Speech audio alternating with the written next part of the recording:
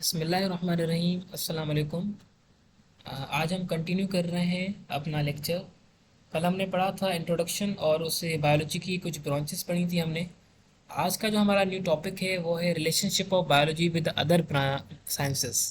Other science के subject जो भी हैं हमारे पास, फिज़िक्स है, केमिस्ट्री है, मैथमेटिक्स है, इसके साथ जो रिलेशनशिप है बायोलॉजी का, उसको हम पढ़ेंगे आज।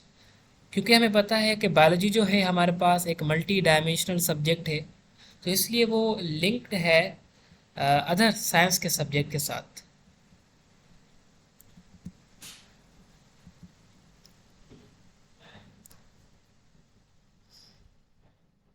जैसे हमारे पास हम देखते हैं,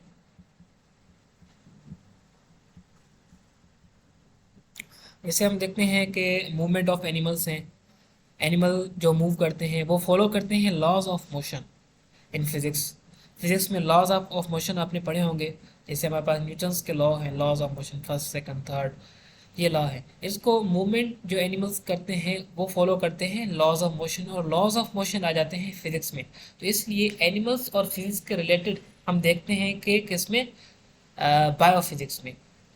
बायोलॉजी जो है वो मल्टी डायमेंशनल और मतलब कि वास्ट सब्जेक्ट है, डाइवर्स है, बहुत ज़्यादा डाइवर्स है, इंटरडिसिप्लिनरी सब्जेक्ट, साइंस सब्जेक्ट है ये हमारे पास। इसलिए ये जो है वो रिलेटेड है किसके साथ, अदर साइंस के सब्जेक्ट के साथ रिलेटेड है, क्योंकि ये बहुत डाइवर्स है। इसलिए हम नेक्स्ट आते हैं अपना फर्स्ट जो ब्रांच है हमारी, वो है बायोफिजिक्स। बायोफिजिक्स एक ब्रांच है फिजिक्स की ही, जिसमें हम लॉज, ऐसे लॉज, कानून, टेक्निक्स जिसमें आ जाती हैं, जो कि एक्सप्लेन करें किसको, प्रोसेस ऑफ लाइफ। लाइफ जो हमारे पास लिविंग ऑर्गेनिजम्स हैं, उनके प्रोसेसेस जो हैं उनको एक्सप्लेन करें, उसको कहते हैं, उसको हम पढ़ते हैं फिजिक्स में, बायो फिजिक्स में। जैसे हमारे पास रेडियो फिजिक्स है। रेडियो फिजिक्स जो है उसमें हम रेडियो एक्टिव आइसोटोप्स पढ़ते हैं, जो कि हम ट्रेस करने के लिए डिफरेंट ऑर्गेनिजम्स के, जिसके डिफरेंट ऑर्गेनिजम्स के मटेरियल जो है वो उनको ट्रेस करने के लिए हम यूज़ करते हैं। जैसे मैं आपको एग्जांपल देता हूँ, एक्सरेज, अल्ट्रासाउंड हम करवाते हैं। खुदा न खास्ता किसी की हड्डी टूट जाती है एक्सीडेंट में, तो हम एक्सरे करवाते हैं उसका, ये मालूम करने के लिए कि हड्डी कहाँ से टूटी है। और उस बोन को हम ट्रेस करते हैं कि from which place it has been broken, वो कहाँ से टूटी है। तो उसको हम ट्रेस करने के लिए ये आइसोटोप्स यूज़ करते हैं। हमारे पास डिफरेंट आइसोटोप होते हैं। जैसे कार्बन है हमारे पास, कार्बन के कुछ आइसोटोप्स होते हैं। कार्बन 12 है, कार्बन 13 है, कार्बन 14 है। ये रेडियो एक्टिव होते हैं।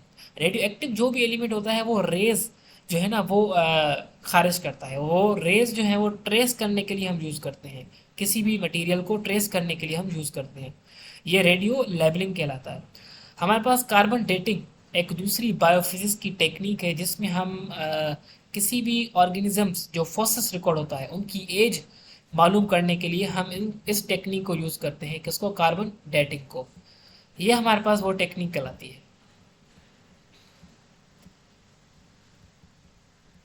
Carbon dating. जैसे मैंने आपको बताया अल्ट्रासाउंड्स होते हैं, लेज़र टेक्निक है, ये सब हम पढ़ते हैं किसमें, बायो फिजिक्स में। बायोफिजिक्स में हम ये टेक्निक पढ़ते हैं। जैसे हम बायोलॉजी को कंसर्न करते हैं फिजिक्स के साथ, इसलिए हम इसको कहते हैं कि ये बायोफिजिक्स है। The next branch is that is the bio mathematics, जिसको हम also called as biometry.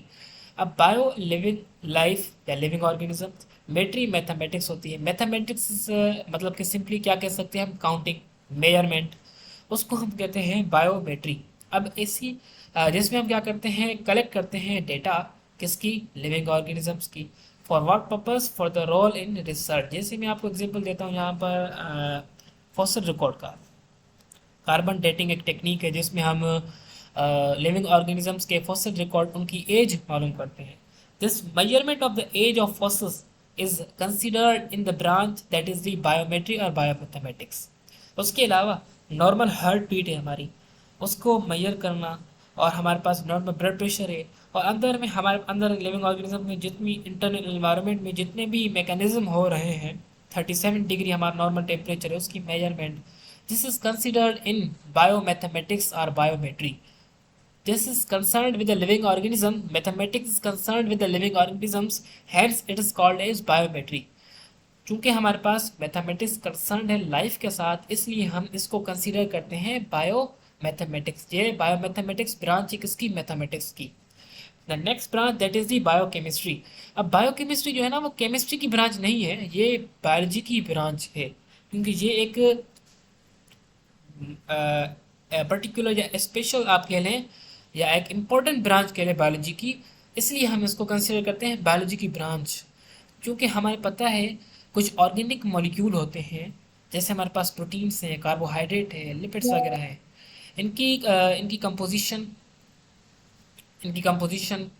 Based होती है ऑर्गेनिक केमिकल्स पे, मतलब कि किस तरह ये बने हुए हैं। क्योंकि कार्बोहाइड्रेट हमें पता है कार्बन हाइड्रोजन ऑक्सीजन का बना हुआ है, इसी तरह प्रोटीन भी कार्बन हाइड्रोजन ऑक्सीजन, उसमें सल्फर नाइट्रोजन वगैरह कुछ एक्स्ट्रा मटेरियल भी आ जाते हैं प्रोटीन में।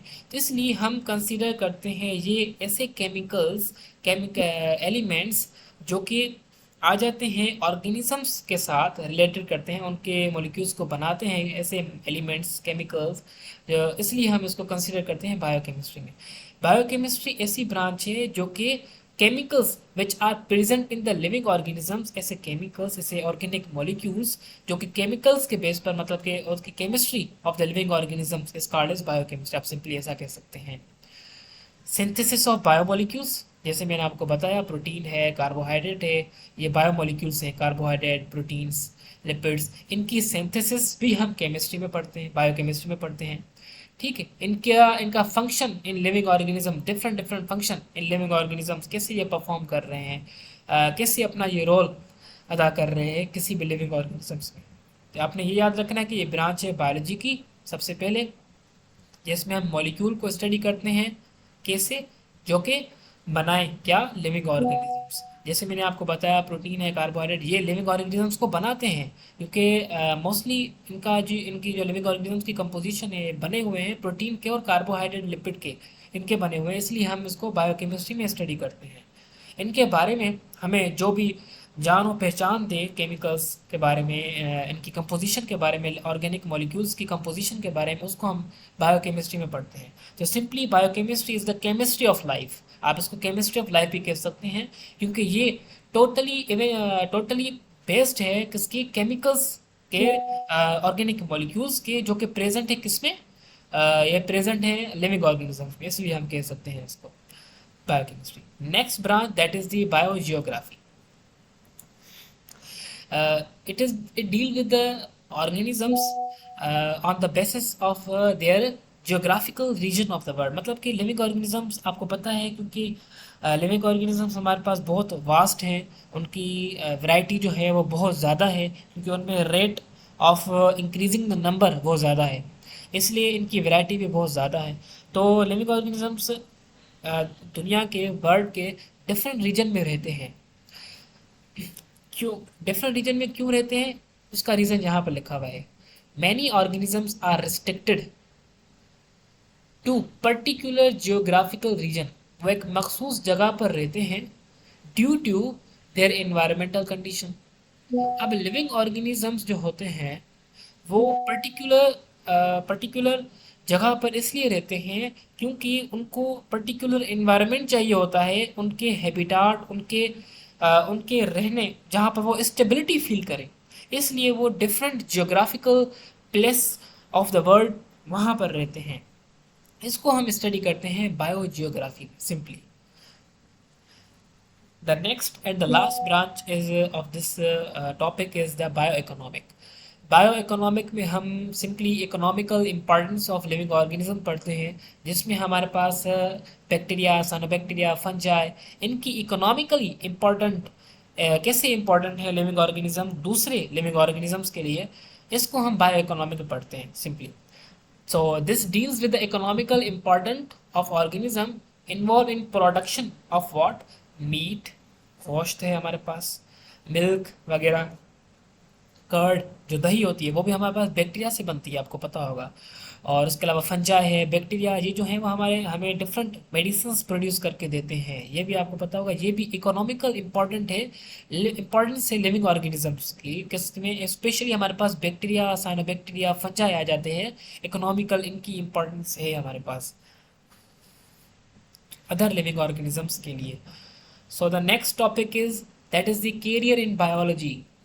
अब बायोलॉजी जो है हमारे पास एक बड़ा सब्जेक्ट है, बहुत वास्ट सब्जेक्ट है, इसलिए इसमें यहाँ पर कह रहा है कि the career of student is subject to obtain a degree. The student we have chosen the biology they can plan to adopt some as a career in following fields. अब जो बायोलॉजी में जो स्टूडेंट आ जाता है, biological science में जो आ जाता है, तो उसके पास सिर्फ ये सब्जेक्ट को पढ़ने के लिए ये फील्ड मतलब कि नहीं है। उसमें ये बता रहा है कि नीचे जो दी गई फील्ड्स हैं डिफरेंट डिफरेंट, वो एज अ कैरियर स्टूडेंट अपने लिए यूज़ कर सकता है। जिस आज आए हम उनको पढ़ते हैं। तो सबसे पहले हमारे पास मेडिसिन और सर्जरी है। सर्जरी, आप मेडिसिन के बारे में, सर्जरी के बारे में आप जानकर उनको कैसे इस्तेमाल कर सकते हैं। इस तरह के medicine deals with the diagnosis and treatment of living organism. क्योंकि हमें पता है कि मेडिसिन जो होती हैं, जिनको हम ड्रग्स भी कह सकते हैं बायोलॉजिकल साइंस में, वो यूज़ होती हैं ट्रीटमेंट ऑफ डिजीज़ में, और उनको डायग्नोस डायग्नोस कहते हैं उनको पहचानने में, मतलब कि ये कौन सी डिजीज़ है, either it is diabetes, either it is cancer, either it is lung cancer, what ever so on, कुछ भी हो सकता है। उसको डायग्नोस करने के लिए और ट्रीटमेंट, उसकी डिजीज़ की पर्टिकुलर डिजीज़ को ट्रीट करने के लिए हमारे पास पर्टिकुलर मखसूस मेडिसिन होती हैं, जिसको पर्टिकुलर टाइम के लिए लिया जाता है। और कुछ डिजीज़ तो ऐसी होती हैं जो लाइफ लास्ट होती है, मतलब कि पूरी ज़िंदगी चलती है, तो उसके लिए मेडिसिन लेनी पड़ती है अप टू द, जब तक किसी की मतलब कि उसकी जब तक वो चलती है उसके साथ disease. Surgery deals with the repair and replacement of the removal of affected organ. यहाँ पर हम काटा पीटी करते हैं सर्जरी में। सर्जरी में हम क्या करते हैं, यहाँ पर काट कर किसी भी ऑर्गेनिज्म के पर्टिकुलर पार्ट को काट कर, हमें जैसे हम उसको डायग्नोस करते हैं कि अब ये ऑर्गन जो है, लाइक किडनी है, लंग्स है, हमारे पास लिवर है, हार्ट के कुछ वॉल्स आ जाते हैं, उस वो सपोज करते हैं वो हमारे पास अगर अल्लाह ना करे अब अगर अफेक्टेड हो गए हैं किसी डिजीज़ के साथ, तो उसको हम क्या करेंगे, अब उसको हम काटेंगे पीटेंगे पहले उसको, फिर उसको रिपेयर करेंगे। उसको रिपेयर करने के बाद उसको उसकी जगह पर फिक्स करेंगे। तो इसको हम पढ़ते हैं सर्जरी में। Surgery of the different organs which are affected, affected जो होते हैं। The next career in biology that is the agriculture. Agriculture में हम सिंपली बहुत सारे प्रोडक्ट्स को हम पैदावार बढ़ाते हैं, अपने प्रोडक्ट्स बनाते हैं, जिसमें हमारे पास क्रॉप्स आ जाते हैं, वेजिटेबल्स, फ्रूट्स वगैरह आ जाते हैं। क्योंकि हमें पता है पाकिस्तान हमारा एग्रीकल्चर कंट्री है, और 70 to 80% of economy consist of agriculture. Pakistan की इकोनॉमी 70% हमारे पाकिस्तान की इकोनॉमी एग्रीकल्चर पे डिपेंड करती है। हमारे जो क्रॉप्स, फसल वगैरह होते हैं हमारे, इन पे डिपेंड करती है। तो this deal with the production of variety of crops, fruits, vegetables and dairy products. Dairy products में हमारे पास मिल्क, कर्ड, दही वगैरह आ जाता है, मक्खन वगैरह, ये चीज़ें जो होती हैं। Pakistan being agriculture country, Pakistan हमें पता है एज एग्रीकल्चर कंट्री है, तो एग्रीकल्चर की हमारे पास बहुत ज़्यादा इंपॉर्टेंस है। और इसमें रोज़गार जो हमारा पाकिस्तान के पीपल्स का जो लोग हैं हमारे, उनका रोज़गार मोस्टली कंसिस्ट होता है एग्रीकल्चर पे। देहात से बहुत लोग यहाँ पर ताल्लुक़ रखते हैं, इससे फ़ायदा हम लेते हैं एग्रीकल्चर से। The next branch that is the horticulture. Horticulture भी हमारा पार्ट है किसका, एग्रीकल्चर का ही, जिसमें हम क्या करते हैं बेसिकली, इसमें पर्टिकुलरली हम बात करते हैं प्लांट्स के बारे में, उनके प्रोडक्ट्स, उनकी जो पैदावार होती है उनके बारे में हम बात करते हैं। जैसे प्लांट्स हैं, उनको खाने के पर्पज़ के लिए भी यूज़ किया जाता है, कुछ हमारे पास जैसे सरसों का साग वगैरह होता है। उसके अलावा प्लांट्स जो हैं उनको मेडिसिन के तौर पर भी यूज़ किया जाता है। ये हमें हमारी रिक्वायरमेंट्स जो हमारी नीड होती है उनको पूरा करते हैं ये प्लांट्स। इसलिए चूँकि प्लांट वास्ट हैं हमारे पास, इसलिए हम इसको एक अलग कैटेगरी में समराइज़ करते हैं जिसको हम हॉर्टिकल्चर कहते हैं। ठीक है, तो इसको हम देखते हैं। हॉर्टिकल्चर क्या है हमारे पास, पार्ट है किसका, एग्रीकल्चर का, जिसमें हम development of plants, and their products, उसके प्रोडक्ट्स के बारे में पढ़ते हैं। The next is that forestry. Forests are the source of biodiversity of plant and animal of many kind which live there. अब फॉरेस्ट जो है ना वो एक सोर्स है, जरिया है किसका, बायोडाइवर्सिटी का। डाइवर्सिटी हम कहते हैं लिविंग ऑर्गेनिजम्स, जो लिविंग ऑर्गेनिजम्स हैं वो कितने डाइवर्स हैं, मतलब कि कितनी तादाद में हैं, उसको डाइवर्सिटी कहते हैं उनकी। तो फॉरेस्ट जो होता है वो सोर्स होता है बायोडाइवर्सिटी का, एक जरिया बनता है बायोडाइवर्सिटी का, किसके, प्लांट्स का और एनिमल्स का। जंगलात में, फॉरेस्ट्री जंगलात में हमारे पास मुख्तलिफ़ किस्मों के जो ऑर्गेनिजम्स होते हैं, प्लांट्स होते हैं, वो रहते हैं।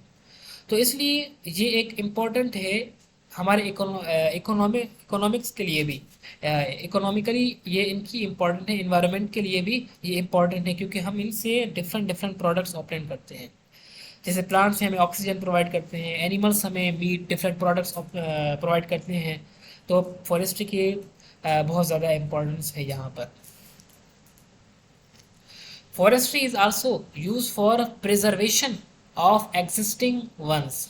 फॉरेस्ट्री, अब हम देखें जंगलात को हम काटते जाएंगे तो लिविंग ऑर्गेनिजम्स जो वहाँ पर रह रहे हैं वो एक्सटिंक्ट होते जाएंगे, डीजनरेट होते जाएंगे, ख़त्म होते जाएंगे। तो इसलिए हमें चाहिए कि हम फॉरेस्ट जो है वो लगाएं, फॉरेस्ट्री करें, और डिफॉरेस्टेशन से हम प्रिवेंट करें खुद को। और हमें चाहिए कि हम फॉरेस्ट ज़्यादा से ज़्यादा लगाएं ताकि हमारी जो स्पीशीज़ हैं उनका तादाद बढ़ सके, और हम इन्वायरमेंट में हम खुद ही उनसे फ़ायदा ले सकें। So if you destroy the nature, then nature will destroy you. So we have to preserve our nature. So nature preserve us. The next is animal husbandry. Animal husbandry is also a part of agriculture, जिसमें हम पढ़ते हैं particularly animals के बारे में, उनकी breeding के बारे में। जैसे हम हॉर्टिकल्चर में प्लांट्स के बारे में पढ़ रहे थे, उनके प्रोडक्ट्स डिफरेंट डिफरेंट पढ़ रहे थे, यहाँ पर एनिमल हस्बेंड्री में हम पढ़ते हैं सिंपली और पर्टिकुलरली एनिमल्स के बारे में, उनकी ब्रीडिंग, उनमें से हम कैसे प्रोडक्ट्स ऑब्टेन कर सकते हैं, हासिल कर सकते हैं, जो कि बेनिफिशियल हो किसके लिए, इंसान ज़ात के लिए, मैन के लिए। The next is the fisheries. यहाँ पर हम पढ़ते हैं प्रोडक्शन ऑफ फिश, उनकी क्वांटिटी, उनकी क्वालिटी इंक्रीज़ कैसे कर सकते हैं हम फिशेस की, उसको हम पढ़ते हैं फिशरीज़ में। हमें पता है क्योंकि हमारे पास जो फ़िश होती हैं वो बेस्ट सोर्स है प्रोटीन का, और प्रोटीन जो है वो बेस्ट और फर्स्ट और मोस्ट इम्पॉर्टेंट ऑर्गेनिक मॉलिक्यूल है किसी भी और एनिमल का, स्पेशली हमारे मैन का, ह्यूमन बीइंग का। तो इसलिए फिशेस को इंक्रीज़ करवाते हैं ताकि हम खुद ही उनसे फ़ायदा ले पाएँ। जो भी करें हम अपने फ़ायदे के लिए ही कर रहे हैं। Next is the biotechnology.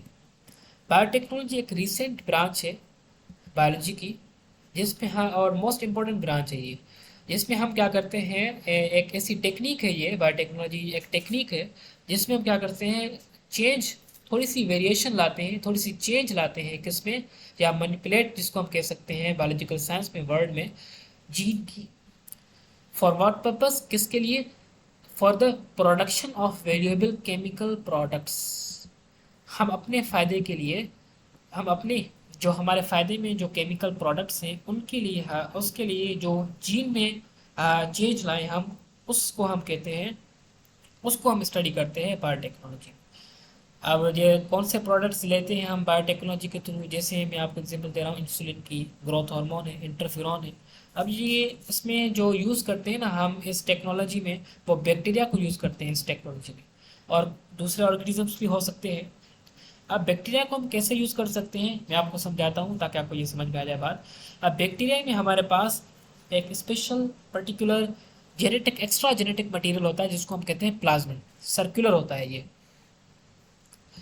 Circular होता है ये, और उसको हम थोड़ा सा काटते हैं पहले उस बैक्टीरिया के प्लाज्मिड को। फिर हम जिस जो प्रोडक्ट हम ऑब्टेन करना चाहते हैं, जैसे हमें ह्यूमन में हम इंसुलिन प्रोड्यूस होता है हमें हमारे बॉडी में, इंसुलिन की जीन हम लेंगे क्रोमोसोम से, उसको काटेंगे डीएनए से, जहाँ पर वो जीन मौजूद हो, उस जीन को काट कर प्लाज्मिड में अटैच करेंगे। वो प्लाज्मिड जो कि अब वो जीन कंटेन कर रहा है जो कि इंसान में पहले मौजूद थे इंसुलिन प्रोडक्शन के लिए, वो अब बैक्टीरिया में हम डालेंगे। अब बैक्टीरिया उस जीन, उस प्लाज्मिड में जो हमारे जीन है उसके हिसाब से रेप्लिकेट करेगा, और रेप्लिकेट करने के बाद वो इंसुलिन प्रोटीन बनाएगा, इंसुलिन बनाएगा। और इंसुलिन बनाने के बाद वो हम उस बैक्टीरिया में से एक्सट्रैक्ट करेंगे और उसको पैक करके हम मार्केट में देंगे, ताकि वो जो शुगर डायबिटीज़ के पेशेंट होते हैं वो उसको यूज़ कर पाए। इंसुलिन बेसिकली यूज़ करते हैं डायबिटिक पेशेंट।